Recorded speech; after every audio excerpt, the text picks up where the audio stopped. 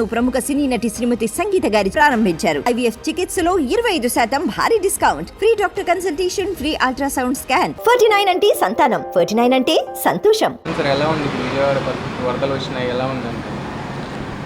విజయవాడ పరిస్థితి 3 నెలల నుండి భయంకరమైన వరదే. ఎందుకు వరద అంటే గవర్నమెంట్ ఎప్పుడైతే చేంజ్ అయిందో తెలుగుదేశం వాళ్ళు చేసే అరాచకాలకు జనాలు భయపడి ఇళ్ళ నుండి బయటికి రాలే. అంటే ఒక రకంగా వరదే కదా అది. దానికి తగ్గట్టుగా వీళ్ళు వచ్చిన తర్వాత ఎన్ని యాక్సిడెంట్లు లేదు, ఎన్ని చిన్న చిన్న సంఘటనలు జరిగి కనీసం 100 మంది పైనే చనిపోయి ఉంటారు. ఒక్క వైజాగ్లో చనిపోయారు 20 మంది దాకా మన ఫ్యాక్టరీ ఇష్యూ మీద. ఇక్కడ నిన్న వరదకు బండరాళ్ళు పడి క్రీస్తురాజపురంలో 7-8 మంది చనిపోయారు. ఇప్పుడు ఓవరాల్గా విజయవాడకు వరద ఎందుకు వచ్చింది అనేది వాళ్ళందరికీ తెలుసు. విజయవాడకు అయితే వరద రాదు, కానీ రప్పించారు. తన సొంత స్వలాభం కోసము విజయవాడకు వరద రప్పించారు. కృష్ణానదికి రావాల్సిన నీటిని మళ్లించేసి అది విజయవాడ జనాల మీదకి నెట్టేశారు. ఎందుకంటే సింగనగర్, పాయకాపురము అటు ఆ ఏరియా మొత్తం ఎస్సీ, ఎస్టీ, బీసీ మైనార్టీలు ఉంటారు. వాళ్లకు భూమట్టానికే ఇల్లు కట్టుకోవడానికి చాలా కష్టం. ఇది గవర్నమెంట్ ఇచ్చిన స్థలాలలో వాళ్ళు భూమట్టానికే కట్టుకొని ఉన్నారు. అటువంటి ప్లేసులలో వరద నీళ్లు పంపించేస్తే ఎలా ఉంటుందన్న ఉద్దేశంతో ఇది ఉద్దేశపూర్వకంగా చేసిన పని. ఒకటి, గుడ్లవెల్లూరులో జరిగిన సంఘటనను డైవర్ట్ చేయడం కోసం శుక్రవారం వర్షం పడింది, శనివారం వర్షం పడింది, బ్రహ్మాండమైన వర్షం వచ్చినట్టుగా వరదకు ఆల్రెడీగా ఎత్తేసి పంపిస్తున్నారు. మరి ఆదివారం ప్రత్యేకించి 7:30కి ఎందుకు వచ్చింది వరద? దీనికి ఒక కారణం ఉంది, ప్రజలందరూ తెలుసుకోవాల్సిన బాధ్యత. మరి స్వయంగా ఇప్పుడు చంద్రబాబు నాయుడు వెళ్ళి ప్రజలు పరామర్శిస్తూ ఉన్నాడు కదా. చంద్రబాబు నాయుడు వెళ్ళి పరామర్శిస్తున్నాడంటే చంద్రబాబు నాయుడు ఒక ఊసరవిల్లితో సమానము. మొదటి నుండి మేము చెబుతున్నాము, చంద్రబాబు నాయుడు వస్తే అతివృష్టి అనావృష్టి రెండు ఉంటాయి. అతివృష్టి అన్న వస్తుంది, అనావృష్టి అన్న వస్తాయి. ఇప్పుడు ఆయన ఎక్కాడు. ఈ సంవత్సరము ఎక్కడ లేని వర్షాలు, రాయలసీమ మొత్తం ఎండి ఇప్పుడు కూడా మంచినీళ్ళు లేక నానాకు ఇబ్బందులు పడుతుంటే ఈయన రాజధాని కట్టాలి, రాజధాని మనకు కంపల్సరీ కావాలి, రాజధాని మీద ఎన్ని కోట్లైనా నేను పెడతాను, అది స్వయం ప్రాతిపదిక మీద కట్టే రాజధాని అని చెప్పాడు. కాబట్టి ఆయన్ను పరీక్షించడానికా లేకపోతే విజయవాడ జనాలను పరీక్షించడానికా ఈ వరద వచ్చిందో, ఎందుకు వచ్చిందో ఆ ప్రజలకే తెలియాలి. ఇది పాలకులకు తెలియాలి, ప్రజలు కాదు. ప్రజలు అమాయకులు, వాళ్ళకేం తెలియదు. ఇదివరకు కృష్ణానదికి వరద వస్తే జగన్మోహన్ రెడ్డి గారు కానీ లేదు గవర్నమెంట్ కానీ ముందే ప్రకటించేసి అలాట్ చేసి వాళ్ళను శిబిరాల దగ్గరికి తీసుకెళ్ళి కూర్చోబెట్టిన తర్వాత వరద నీళ్ళు ఏమన్నా వచ్చినాయేమో. కానీ మేము దగ్గర 20-30 సంవత్సరాల నుండి కృష్ణా జిల్లాలోనే ఉంటున్నాము. ఎప్పుడు కృష్ణాలంక కూడా ఇంత నష్టపోలే. అదేగినా ఇప్పుడు ఆ రిటర్నింగ్ వాళ్ళు ఈయన కట్టకపోతే కృష్ణానది, కృష్ణా జిల్లా, విజయవాడ 90% కాదు 100కి 100% నీటిలో ఉండేవాళ్ళం. అది కట్టడం వల్ల ఒక 40 కుటుంబాలు 40% ఇప్పుడు సేఫ్ జోన్లో ఉన్నాం మనం. 40%, 60% అయితే విజయవాడ మొత్తం పైన కొండపల్లి దగ్గర నుండి ఇటు రామర్పాడు వరకు మొత్తం మునిగిపోయిందే లెక్క. అక్కడ ఎక్కడ వాళ్లకు సరైన సౌకర్యాలు లేవు. ఈరోజు కూడా 3వ రోజు 4వ రోజు అవుతుంది. పాల ప్యాకెట్లు కానీ భోజనం కానీ. ఇప్పుడు మా బంధువులు ఎంతోమంది సింగనగర్ ఏరియాలో పాయకాపురంలో ఉన్నారు. వాళ్ళు ఫోన్లు ఛార్జీలు పెట్టుకోవడానికి కరెంటు లేక, రెండోది సిగ్నల్స్ లేక, జామర్లతో ఏమన్నా దీన్ని ఈ సిగ్నల్ను ఆఫ్ చేయించారేమోనని అనుమానం కూడా ఉంది మాకు. ఎందుకంటే ఏ ఫోన్ పనిచేయట్లా. ప్రతి ఒక్కరి దగ్గర బ్యాటరీ సిస్టమ్ ఉంది, అయినా సిగ్నల్స్ రావట్లేదు. కారణం ఏంటో అది వాళ్ళకే తెలియాలి. గవర్నమెంట్ బ్రహ్మాండమైన గవర్నమెంటు. చంద్రబాబు నాయుడు నీళ్ళలో తిరిగి జాకెట్లు వేసుకొని బ్రహ్మాండంగా జనాలకు ఫోజులు ఇస్తున్నాడు. ఫొటోస్ అయితే బ్రహ్మాండంగా తీస్తున్నారు. అసలు ఆంధ్రప్రదేశ్లో జనాలను ఆదుకోవడానికి చంద్రబాబు లాంటోడే కావాలి అని జనాలందరూ కోరుకుంటున్నారు అని మాకు అర్థమవుతుంది.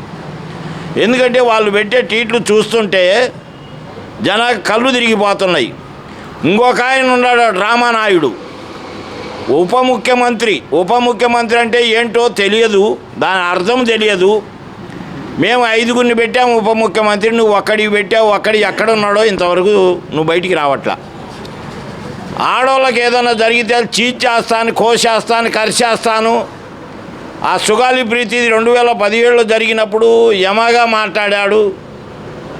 మా గవర్నమెంట్లో జరగకపోయినా మీ గవర్నమెంట్ జరిగిందని జనాలను ఒక అపోహలోకి తీసుకెళ్ళి ముంచేశాడు. సుగాలి ప్రీతి కనీసం ప్రాణాలతోనే ఉంది. మరి ముచ్చుమర్రిలో జరిగిన 8 సంవత్సరాల అమ్మాయి విషయం ఇంతవరకు శవము కానీ లేదు ఆ అమ్మాయి ఆనవాళ్ళు కానీ దొరకలేదు. దాని గురించి మాట్లాడలే. అది కూడా జగన్మోహన్ రెడ్డి గారి పరిపాలనే జరిగినదని మంచి స్టేట్మెంట్ ఇస్తున్నాడు. ఇక్కడేమో పిల్లబిత్రగాళ్ళు రెచ్చిపోతున్నారు. అబ్బా, పవన్ కళ్యాణ్ వచ్చాడు, ఇక నుండి ఆంధ్రప్రదేశ్ దిశ మారిపోతుంది అన్నాడు. అట్టగే మార్చేశారు. ఇది మాత్రం వాస్తవం. పవన్ కళ్యాణ్, చంద్రబాబు నాయుడు, బీజేపీ కూటమిలు వచ్చి ఆంధ్రప్రదేశ్ నిర్దేశాన్ని మాత్రం పూర్తిగా మార్చేశారు. మరి వరదలు ఎక్కడ ఉన్నా కానీ నేను గొడుగు పట్టుకొని వస్తా అన్నాడు గతంలో పవన్ కళ్యాణ్. గొడుగు పట్టుకొని రావడానికి ఉంటే కదా, నువ్వు గొడుగు పట్టుకొని వస్తే నీకు ఒక భయం పెట్టాడు చంద్రబాబు నాయుడు, గుర్తుపెట్టుకో. బాబు, నీకు నక్సలైట్లు టార్గెట్ చేస్తున్నారు, నువ్వు బయట తిరగబాకమని ఆయనకు చెప్పాడు. ఈయన నక్సలైట్లకు భయపడి రావట్లేదా, లేకపోతే చంద్రబాబు నాయుడు ఆర్డర్స్కి భయపడి రావట్లేదో జనాలకైతే అర్థం కావట్లేదు.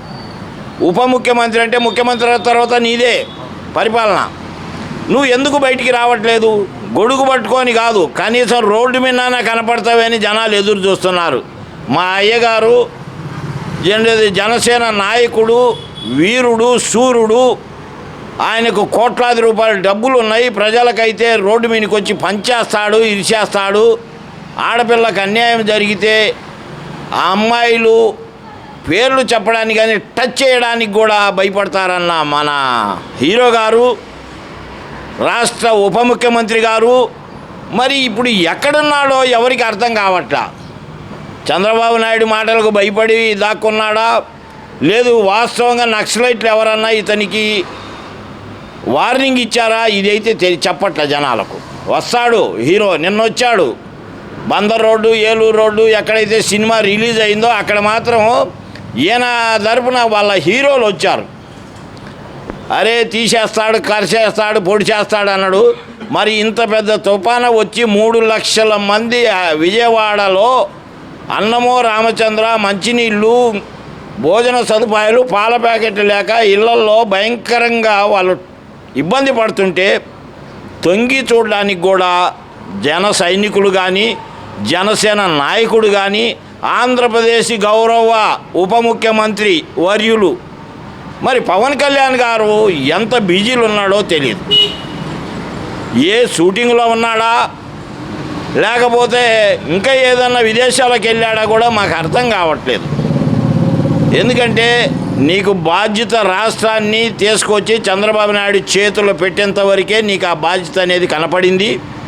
పెట్టిన తర్వాత చంద్రబాబు నాయుడు ఎలా తిప్పితే తోలుబొమ్మల ఆటలో వెనక కేతిగాడో ఎవడో ఉంటాడు కర్రాడిచ్చేటోడు, ఆ టైపు నీకు స్క్రిప్పులు రావట్లేదా? స్క్రిప్పులు వస్తే మాట్లాడతావా? లేదు ప్రజలలోకి ఎందుకు మీరు రావట్లేదో ఒకటి అర్థం చెప్పండి. జగన్మోహన్ రెడ్డి గారిని ఆడిపోసుకున్నారు, ప్రజలలోకి రావట్లేదని. జగన్మోహన్ రెడ్డి గారు ప్రజలలోకి వస్తే ఏమి జరుగుద్దో ప్రజలందరికీ తెలుసు. మొన్న వినుకొండ వెళ్ళేటప్పుడు చూశారు, నంద్యాల వెళ్ళేటప్పుడు చూశారు, నిన్న సింగనగర్ ఏరియాలో ఆయన అడుగుపెట్టినప్పుడు చూశారు జనాలను. మీకు ఎక్కడన్నా స్పందన ఉందా? లేదు మీరు వస్తే ప్రజలు మిమ్మల్ని అడ్డగిస్తున్నారా? ఇవాళ చెప్పంగా వరద అన్నీ వెళ్ళిపోయిన తర్వాత ఇవాళ ఒక 6-7 హెలికాప్టర్లను తిప్పుతున్నారు. అవి సికింద్రాబాద్ నుండి డిఫెన్స్ వాళ్ళ తరపున పంపించుంటారు.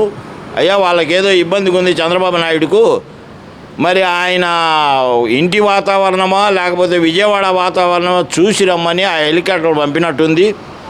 మరి ఇప్పుడు చంద్రబాబు ఉంటున్న నివాసం కూడా వర్షంలో మునిగిపోయిందని. అబ్బే వాళ్ళు ఏమంటున్నారు, మీ మీడియా తప్పుడు మీడియా, కృష్ణానదిలోకి నీళ్ళే లేవు, చంద్రబాబు నాయుడు ఇంట్లోకి నీళ్ళే రాలేదు, రాజధాని శుభ్రంగా సువిశాలంగా ఉంది, మీరు తప్పుడు ప్రచారాలు చేసి తప్పుడు ఫోటోలు ఈయన పెడితే మీ అంతు చూస్తానని వాళ్ళు వార్నింగులు ఇస్తున్నారో లేదు ఈయన ఇప్పిస్తున్నాడో మాకైతే తెలియదు. మరి కృష్ణానదికి కింద కరకట్ట వరకు సెకండ్ ఫ్లోర్ వరకు నీళ్ళు వస్తే కూడా వాళ్ళ మీడియా అక్కడ ఫోటోలు పెట్టి చూపట్ల, లేదు ఆపోజిట్ పార్టీ మీడియాను వెళ్ళనివ్వట్ల. ఇప్పుడు సింగనగర్ వెళ్ళడానికే బుడమేరు దాటి అవతలకి వెళ్ళడానికి లేదని ఆంక్షలు పెట్టారు. మా చుట్టాలను ఫ్యామిలీని కాపాడుకోవడానికి ఎవరు ఏ రకంగా వెళ్ళినా తెచ్చుకుంటారని అంటే లేదు మీరు దిగడానికి లేదు, మీరు వెళ్ళడానికి లేదు, ఇది కలెక్టర్ ఆదేశము లేకపోతే సీఎం గారి ఆదేశమని అక్కడ మనుషులను స్టాప్ చేశారు. వాళ్ళకు లోన ఎటువంటి సౌకర్యాలు లేక అల్లలో రామచంద్ర అని అలమటిస్తున్నారు. మరి ఇప్పుడు బ్రహ్మంగారు చెప్పినట్లు అమ్మవారి ముక్కు పుడకతాయి అనేసి కొన్ని మీడియాల్లో సోషల్ మీడియాలో అవన్నీ అమ్మవారు చెప్పినవి కమ్మవారు చెప్పినవి జరగవు. అమ్మవారు చెప్పింది ముక్కు పుటక మునగాలంటే ఆంధ్రప్రదేశ్లో ఈ 6 కోట్ల మంది చనిపోయినట్టే లెక్క, అంత దూరం ఏమి రావు. ఇది ప్రజలు సృష్టించుకున్న సునామీ, గవర్నమెంటు సృష్టించిన సునామీ. యాక్చువల్గా అయితే ఈ నీళ్లు పెద్ద లెక్క కాదు. నిన్న జగన్మోహన్ రెడ్డి గారు లెక్కలతో సహా చెప్పాడు, శ్రీశైలం డ్యామ్ దగ్గర కొంత ఆపొచ్చు, లేదు నాగార్జున సాగర్ కొంత ఆపొచ్చు, కొంత పులిచింతల్లో ఆపిన తర్వాత మెల్లగా ఈ లోకల్గా పడ్డ వర్షం నీళ్లు పోయిన తర్వాత వాటిని మెల్లగా విడుదల చేయొచ్చు అని క్లియర్గా ఆయన చెప్పాడు. ఆయనకు అనుభవం ఉందా? ఒక్కసారే ఊరు పేరు చెప్పకుండా రాత్రి 12 గంటలకు 1 గంటకు గేట్లు ఎత్తేసి మీరు చేసిన పని ఏంటి? అక్కడ అసలు ఆస్కారమే లేదు ఆ నీళ్ళు ఇటు రావడానికి.